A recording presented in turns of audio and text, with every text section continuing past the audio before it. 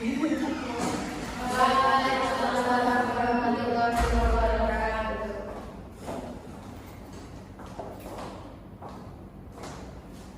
Jadi,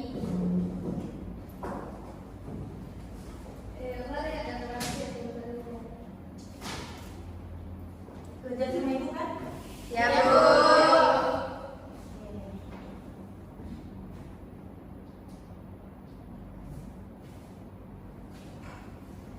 Baik, assalamualaikum warahmatullahi wabarakatuh. Waalaikumsalam warahmatullahi wabarakatuh. Selamat pagi anak-anak semua, apa kabarnya? Baik. Ya, alhamdulillah. Puji syukur mari kita ucapkan atas kehadiran Allah Subhanahu wa taala, kita berkat dan rahmatnya kita dapat berkumpul di ruangan yang sama-sama kita cintai ini. Pada mata pelajaran pengantar administrasi perkantoran. Salawat dikirim salam, tak lupa juga kita ucapkan kepada Nabi besar kita, yakni Nabi Muhammad SAW, yang telah membawa kita dari alam kegelapan menuju alam yang terbenderang seperti yang kita rasakan pada saat sekarang ini. Baik, sebelum kita masuk pada pembelajaran kita hari ini, alangkah baiknya kita berdoa dulu menurut agama dan kepercayaan kita masing-masing. Nah, pada doa setelah memimpin. Baik. Demi kelancaran pembelajaran kita pada hari ini, mari kita berkata dulu. Masuk. Pegawai masuk Bu. Masuk.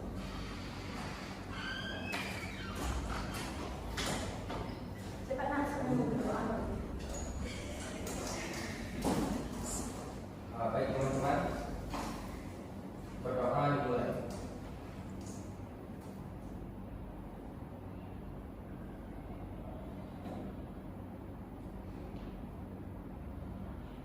Selesai.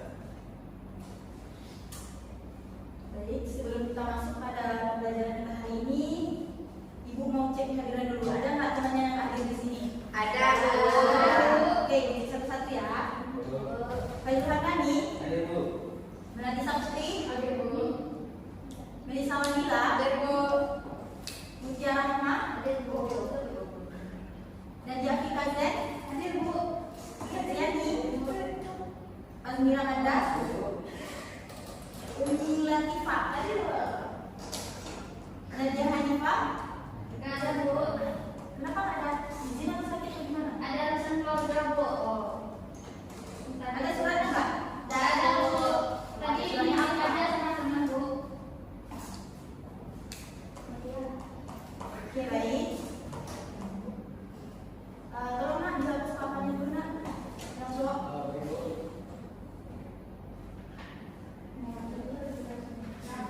Terima kasih.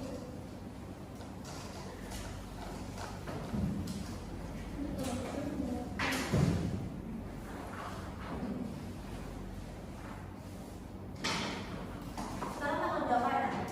12. 12 apa? 12 April.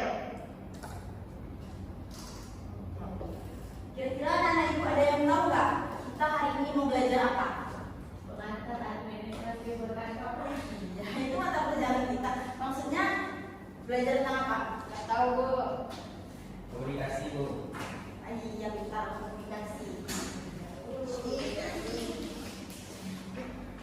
Ya, kita belajar komunikasi kantor.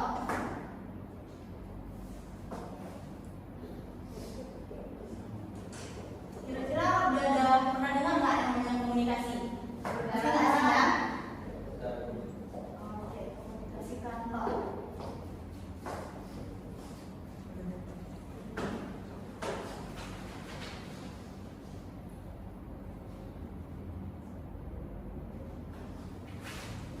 Kira-kira anak ibu ada yang tahu nggak apa itu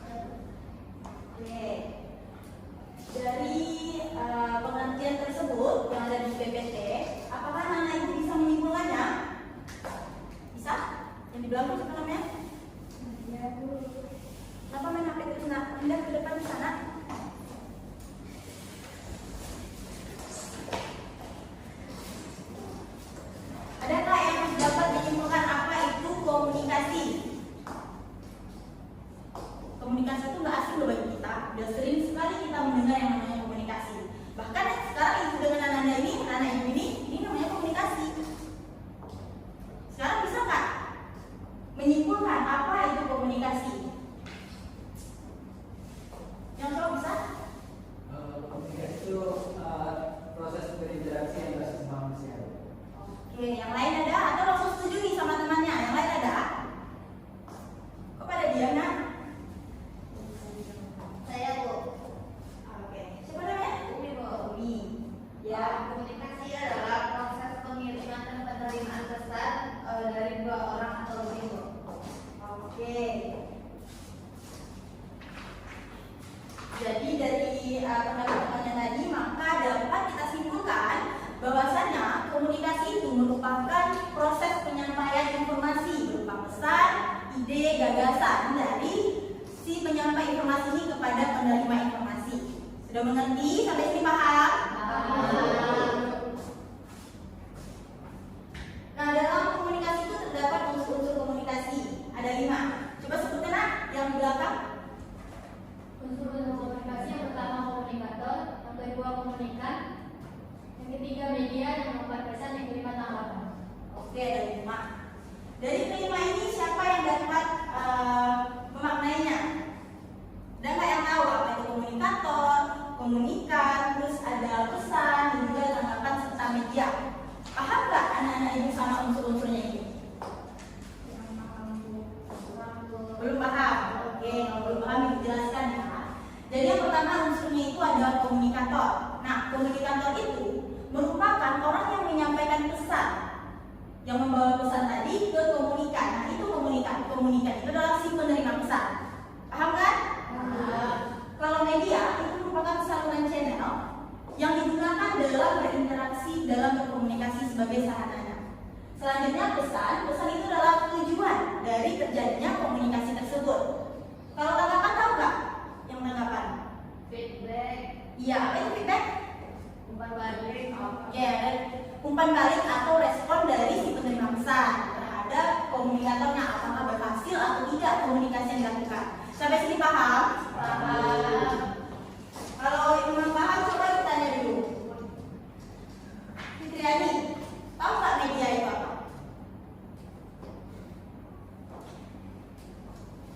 Katanya paham. media yang digunakan untuk berkomunikasi. Ya. Oke, selanjutnya kita masuk pada teknik komunikasi. Nah, dalam teknik komunikasi itu sebenarnya ada banyak, cuma ini secara umum dijabarkan itu menjadi 5.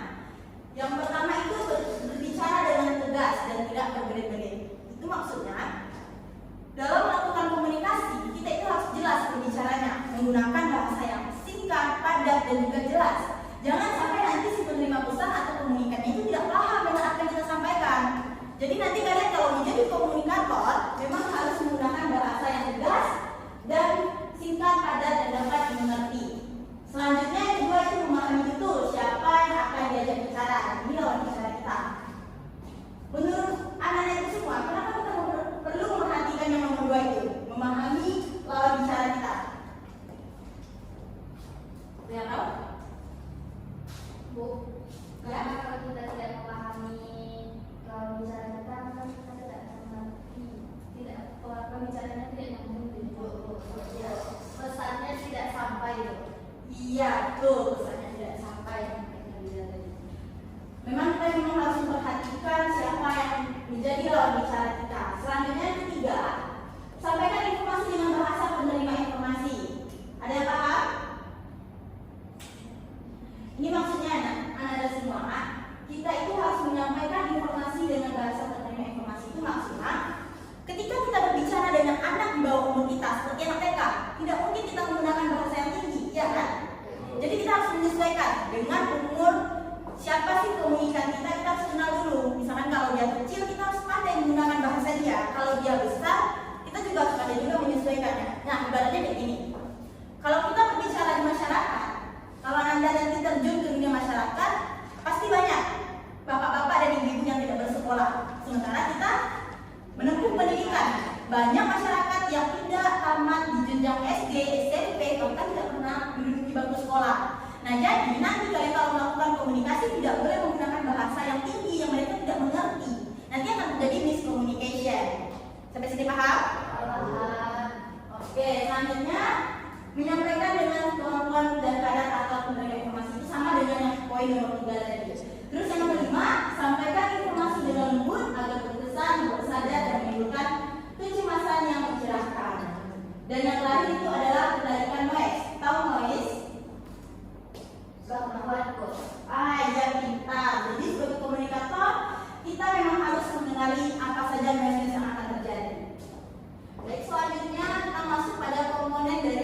komunikasi. Ada berapa?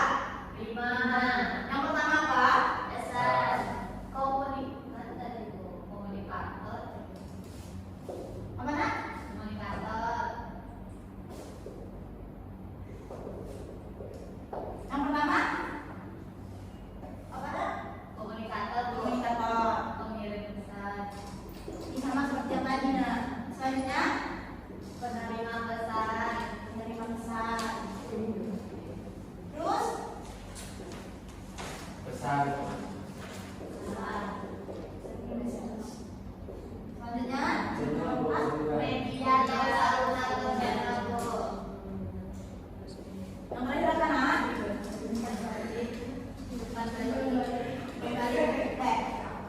Kenapa salah? Ada yang lucu? Kenapa nak? Apa? Kelainan badan? Terus kenapa masuk tadi? Kenapa kayak gini dah? Selalu perhatian sama anak-anak yang lagi seperti ini. Ada sesi sama anak-anak yang seperti ini. Walaupun sakit, dia tetap memaksakan diri.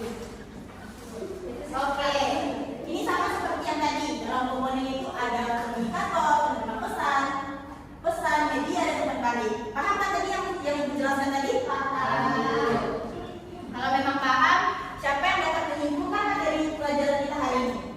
Satu orang saja. Ayo, siapa? Atau mau Ibu tunjuk? Mau menunjuk diri atau Ibu tunjuk? Oke, ditunjuk ya. Karena tadi ada teman kita yang rajin. Tolong jelaskan pasti. Kalau memang ingin belajar, pasti mengerti ini pelajaran itu. Semua yang pasti dapat dari pelajaran kita hari ini. Menurut yang saya dapatkan tadi itu ada beberapa tadi yang namanya komunikasi Bu. Yang kalau nggak salah itu ada 5. Yang pertama komunikator, penerima pesan, pesan, media dan pembeli. Itu yang ada apa? Mana nih pasti? Katanya mau belajar.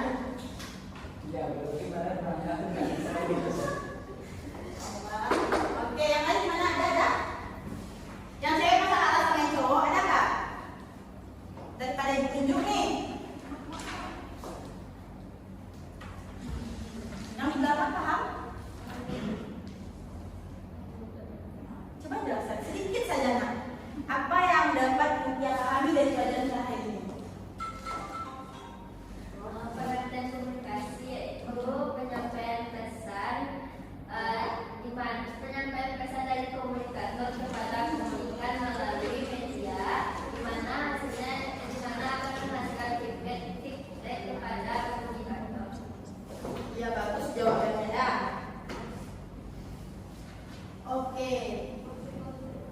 Sebenarnya Ibu belajar hari ini, Ibu berharap anak-anak Ibu nanti paham gimana sih ruang lingkup dari komunikasi kantor ini. Terus gimana konsep dasar dari komunikasi kantor ini. Untuk itu anak-anak Ibu, nanti kalau sudah selesai pelajaran kita hari ini, mohon di rumah untuk diulangi lagi, baca-baca lagi, dipahami, karena minggu depan akan ditanya lagi ya. Ya Bu. Jangan cuma dia di sini aja nah. Nanti kalau Ibu tanya harus ada loh jawabannya. Pak Ibu tunjuk. Ya Bu. Insyaallah. Oke. Mau Ibu kasih tugas atau gimana nih? Iya. Mau Bu. Mau. Mau banget Bu. Jangan Apa lupa. tugasnya Bu? Nah, tugasnya tunggu. Udah deh di situ. Mana ada? Enggak lah, sedikit saja. Nanti kalian bisa menjalankan. Kita ya. Besok pukul. Apa nak? Besok pukul. Pas minggu depan. Minggu depan ya. Kalau sekarang juga nggak apa-apa, tapi nggak PR namanya.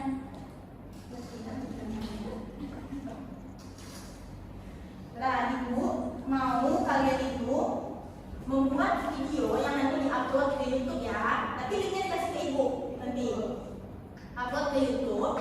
Video kalian sedang melakukan sebuah komunikasi dengan orang lain. Boleh kalian mengambil contohnya anak kecil atau orang dewasa atau seperti apapun lah. Terserah kalian, itu Ibu bebaskan ya.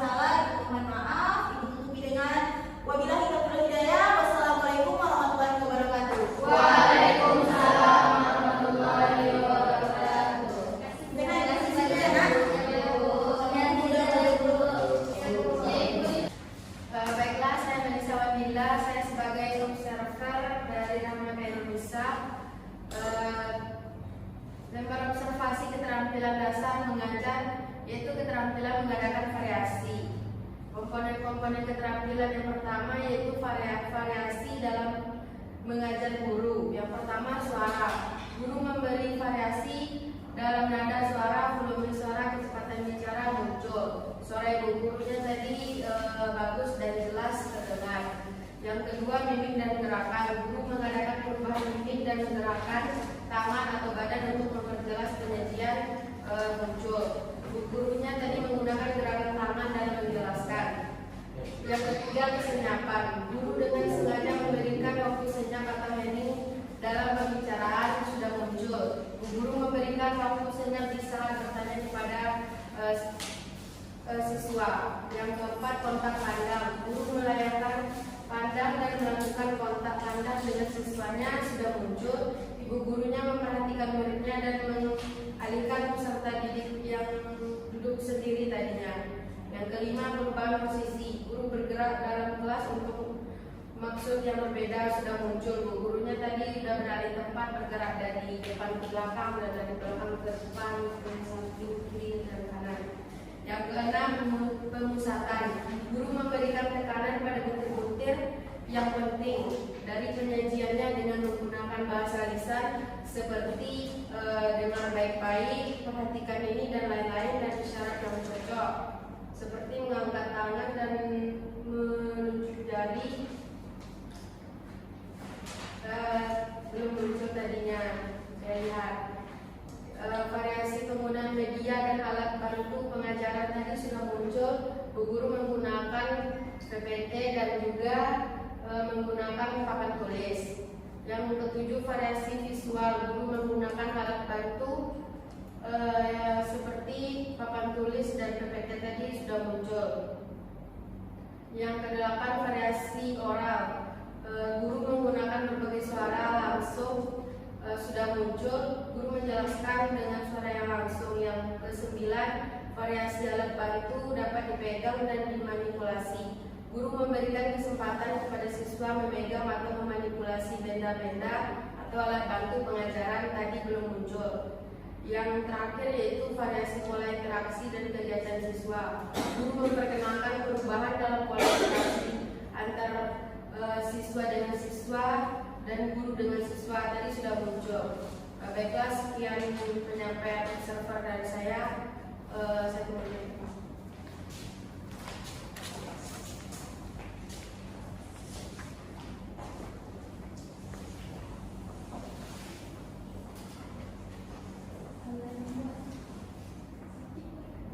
Baiklah, saya sekian sebelumnya yaitu observer dari Rangka Indonesia, yang mana Rangka Indonesia itu melakukan keterampilan dasar yaitu keterampilan mengadakan variasi. Pertama komponen keterampilannya yaitu variasi dalam mengajar. Pertama suara memberikan variasi dalam nada volume suara dan kecepatan bicara sudah muncul. Dan yang kedua yaitu mimik dan gerak sudah muncul. Guru melakukan gerakan badan dan dalam menjelaskan. Yang ketiga yaitu kesenyapan sudah muncul, di mana ketika guru bertanya maka terjadi kesenyapan sebentar untuk memberikan kesempatan kepada siswa untuk dalam berpikir. Yang keempat yaitu kontak pandang sudah muncul. Guru melayangkan pandang dan melakukan kontak pandang dengan siswanya ketika menjelaskan materi dan bertanya. Yang kelima yaitu perubahan posisi sudah muncul. Guru bergerak dalam kelas untuk maksud yang berbeda-beda, yaitu guru bergerak ke tengah dan ke belakang. Yang keenam yaitu pemusatan di sini tidak muncul, di mana guru tidak ada memberikan seperti kata-kata perhatikan ini dan menjelaskan lagi tentang penekanan butiran-butiran materi yang ada.